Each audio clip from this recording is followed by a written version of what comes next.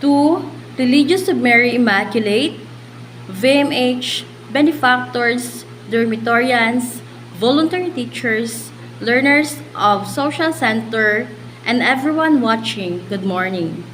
Today, we are celebrating the very special day of Santa Vicenta Maria, her 50th canonization anniversary. Thank you, RMI Iloilo, especially to Sister Nina, for choosing me to give testimony of how Santa Vicenta Maria influenced my life. Hayaan niyo po akong isalaysay ang aking buhay kung paano ko nakilala si Santa Vicenta Maria at kung paano nabago ang aking buhay nang makilala ko siya. Ako si Donna Yococo Patricio, 32 taong gulang, may asawa at 2 anak. Ipinanganak ako sa Gihaman, Leganes, Iloilo. Ang aking mga magulang ay si Rogelio Parman Yococo at Delia Golinda Yococo. 11 kaming magkakapatid, 7 ang babae at 4 ang lalaki. Ikapito ako sa aming magkakapatid. Ang aming bahay ay malayo sa paaralan. Upang makatipid ay nilalakad namin ito. Natapos ko ang aking elementarya sa Leganes Central Elementary School taong 2005 at sekundarya sa Leganes National High School taong 2010. Mahirap ang aming buhay, ngunit marami akong mga pangarap. Pangarap kong makapagtapos ng pag-aaral at magkaroon ng magandang trabaho. Ngunit paano ko aabutin ang aking mga pangarap? 11 kaming magkakapatid at bawat isa sa amin ay nangangarap rin na makapagtapos ng pag-aaral. Karpentero at isang may bahay lamang ang aking mga magulang. Prayer facilitates everything. Walang imposible sa taong may pangarap. Sinabi sa akin ng aking tatay na sa mga madre na kanyang pinagtatrabahuhan ay naghahanap ng scholar. Sa panahong iyon, kakagraduate ko pa lamang sa sekundarya. Bilang isang batang maraming pangarap, ay sobrang saya ko sa balita. Maraming bagay man ang bumabagabag sa aking isipan upang tanggapin ang scholarship, ngunit nangibabaw pa rin ang aking mga pangarap. Pinaubaya ko sa Panginoon ang aking kapalaran. Sinabi ko sa aking sarili na gagawin ko ang lahat ng aking makakaya para makapagtapos ako. Bitbit ang aking mga pangarap. Bumiyahe ako sa Haro, Iloilo City. Pagkarating ko sa bahay ng mga RMI ay sinalubong ako nila Sister Antonia, Sister Mariche, Sister Alice at Sister Shirley. Sila ang mga unang madre na namahalas sa bahay ng mga panahong iyon. Ikinuwento nila sa akin kung paano nila nakilala si tatay. Nagtrabaho si tatay kay Ma'am Camarista, isa sa mga benefactor nila sister sa Iloilo. Inirekomenda ni Ma'am Camarista si tatay kina sister. Si tatay ang isa sa mga trabahador ng RMI Iloilo nang ginagawa pa lamang ang Villa Santa Vicenta Maria. 4 kaming kauna-unahang scholar nila sister sa Iloilo. Si Joy taga Antique, si Julita taga San Miguel, si Ursuline taga Guimaras, at ako taga Leganes. Sa unang mga araw, linggo, buwan, habang hinihintay namin ang first semester, ay tinuro sa amin ng mga sister ang buhay ni Santa Vicenta Maria at kung sino ang mga RMI. Naging malinaw sa akin bakit kami ang napiling scholar at bakit kinailangan naming sundin ang mga tuntunin ng mga RMI.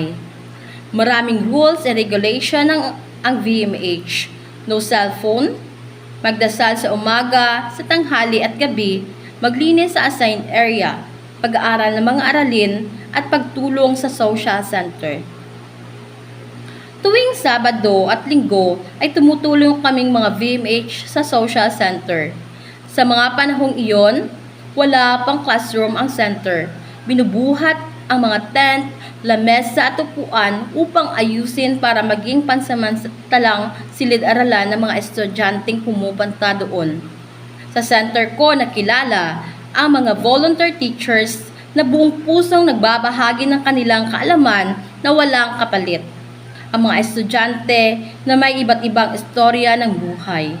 Ang mga benefactors na sila ang tumutulong sa center at sa aming mga VMH upang matapos ang aming pag-aaral. Nag-enroll at nag-aral kaming mga VMH sa Kolehiyo de San Jose. Kumuha kaming 4 ng education. Si Joy, Arceline at ako ay secondary education. At si Julita naman ay elementary education.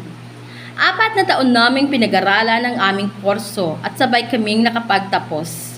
Pagka-graduate, umuwi kami sa aming kanya-kanyang lugar at sa aming pamilya. Hindi naging madali ang buhay nang lumabas ako sa bahay ng mga RMI. Kahit nakapagtapos ako sa kolehiyo, kailangan ko munang makapasa sa board exam bago ako matawag na professional teacher. Habang naghihintay sa PETSA ng board exam, nagtrabaho ako sa isang dental clinic sa SM City. Ito ay ang unang naging trabaho ko pagka-graduate sa kolehiyo. Kinailangan kong magtrabaho kaagad para may pantusto sa pangangailangan ko para sa board exam. 3 buwan akong nagtrabaho bilang sekretarya sa dental clinic na iyon. Hindi ako nagtagal doon dahil tinawag ako ng aking profesyon. Tinawagan ako ng naging critic teacher ko sa CSJ. Tinawagan niya ako na magtuturo raw ako sa CSJ bilang kapalit niya dahil lilipat na siya sa public school. Habang nagtuturo ay kumuha ako ng license exam. Alam ko na hindi ako papabayaan ng Panginoon dahil alam ko sa aking sarili na ginawa ko ang lahat noong nag-aaral pa ako. Dahil walang cellphone at bawal ang lumabas sa bahay nila sister, nag-focus ako sa aking pag-aaral. Nagsikap ako mapataas ang aking mga grado bilang pasasalamat sa ibinigay nilang scholarship. Maraming pagsubok ang naranasan ko sa bahay nila sister. Natutunan kong i-balance ang mga gawaing bahay at pag-aaral. Palaging sinasabi ni Sister Antonia na paborito raw ako ni Santa Vicenta Maria. Sa isipan ko, tama ang sinabi ni Sister. Lumabas ang resulta ng board exam at nakapasa ako. 1 taon pa akong nagturo sa CSJ at tinawagan ako ng aking critic teacher sa La Paz National High School. Critic teacher ko siya na nagpa-practice teaching ako outside CSJ campus. Tinulungan niya ako sa aking DLL at lahat ng mga papers sa pag-apply sa public school. Ginawa ko ang lahat at sa awa ng Diyos, natanggap ako. Ngayon ay 8 taon na akong nagtuturo sa Leganes National High School. Masaya ako dahil marami akong natutulungan. At tutulungan ko ang mga kabataan na gaya ko minsan nangarap rin na maabot ang mga gusto sa buhay. Hindi lamang ako ang natulungan ng mga RMI dahil sa akin nakilala rin nila ang iba kong mga kapatid. Nakilala rin nila si Rolenda. Habang nag-aaral ako sa kolehiyo ay nag-aral rin si Rolenda sa social center bilang ALS. Nakapasa siya sa exam at nag-aral bilang scholar sa isang kolehiyo. Ngayon, isa na rin siyang professional at may magandang trabaho. Pagka-graduate ko sa kolehiyo, ay kinuha rin nila sister si Daisy, ang bunso naming kapatid bilang VMH sa Manila. Ngayon, graduate na rin siya at may magandang trabaho. Malaki ang pasasalamat ng aking pamilya sa RMI dahil sa pagtulong nila sa akin, pati na rin sa aking mga kapatid.